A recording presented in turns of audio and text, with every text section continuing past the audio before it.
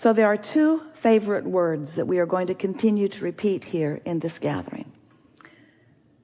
The first you've already heard, momentum.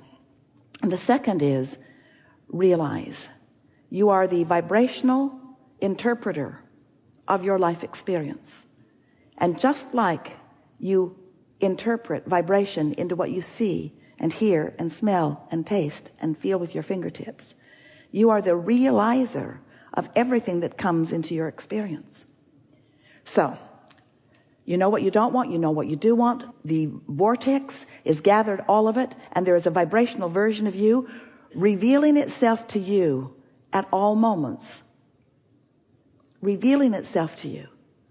But the question that we want you to ask yourself is, are you right here right now in the vibrational frequency that lets you realize what's being offered to you?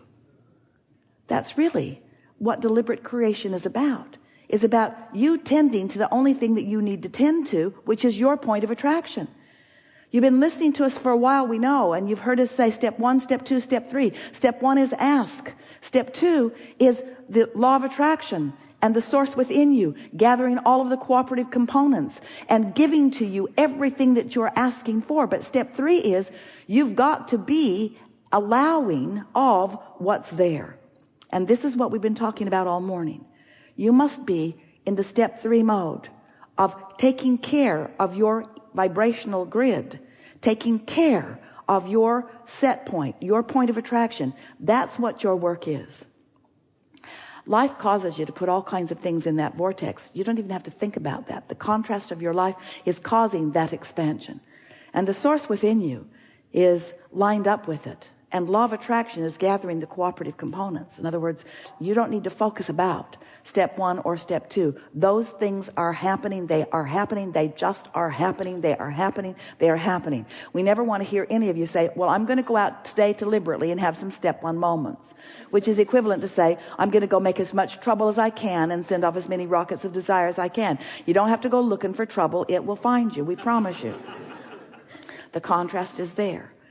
But your undivided attention, if we were standing in your physical shoes, would be about, where am I in terms of my vibration? What grid am I on?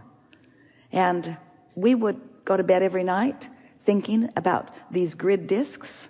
We would visualize them and we'd think about those high-flying, good-feeling ones. And we would focus upon that. And when we would wake up in the morning, we would say, that's the one I choose. This is what I choose. And what you're going to discover in the hours and days and weeks that follow this discussion, when a thought begins, just like standing up on that hill in front of your car, when a thought begins that isn't up to speed with the disc you really want to be on, you're going to have the thought, oh, this is not the disc I meant to choose. And if you catch it that fast, no momentum, no momentum, no momentum. And in the absence of the introduction of those slower momentums, this vortex that is really you will sweep you in. In other words, now you are a cooperative component. So how did you like that discussion?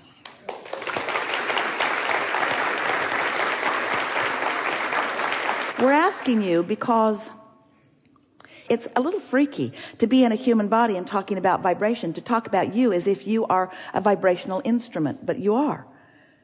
The other day, Esther had a very clear vision of herself as a transmitting and receiving mechanism, and she's got this knob that she's adjusting the frequency on. And then she envisioned herself talking to someone who she was trying to explain something to, and they just weren't getting it. The more she explained, the more they didn't get it. And the more she explained, the more they didn't get it. And the more she explained, the lower disc she chose. And the more she explained, the lower disc she chose. And the more she explained, the lower disc she chose. And then right in the middle, she is reaching over and trying to adjust their dial. What's wrong with you? What's wrong with you? She laughed right out loud because she realized she should not have her hand on anybody else's dial. Only on her own, you see. And so that's really what we are wanting to assist you with. We want you to understand that you are vibrational beings, and that you only have your hand on your own dial, and that the majority of things that are giving you grief are trying to adjust others so that they can understand you better, rather than clarifying your broadcasting ability. When you get up on that high-flying disc and there's no resistance in your signal, others who are up there will jump on your disc with you, and you'll have a glorious, high-flying, good feeling, productive, successful experience. And if you are on a disc of frustration or a disc of anger, others like that will jump on your disc and have those experiences with you too. So, point of attraction, your grid. It's the book we're writing. You're really going to like it. What do you want to talk about? Some things. Begin right here.